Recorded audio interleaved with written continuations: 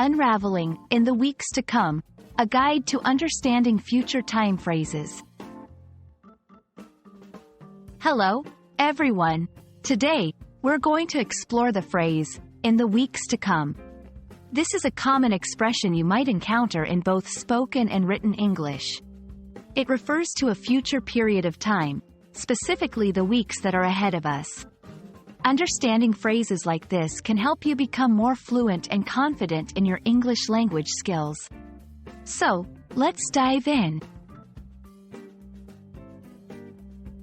In the weeks to come might sound a bit formal or literary, but it's quite straightforward once you break it down. The key components are in, the weeks, and to come. In is a preposition that, in this context, refers to a period within which something will happen.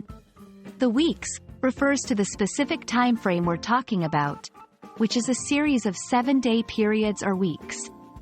To come is a phrase that means happening in the future. Put together, in the weeks to come means during the weeks that are about to happen. This phrase is often used to talk about future events or expectations. It can be used in various contexts, such as planning, predictions, and promises. Planning, we plan to launch our new product in the weeks to come. Predictions, you can expect significant changes in the weeks to come. Promises, we promise to improve our services in the weeks to come. It's a way to express that something will happen, but without specifying an exact time frame, giving a sense of immediacy without immediateness. To give you a better idea of how, in the weeks to come, can be used, here are some examples.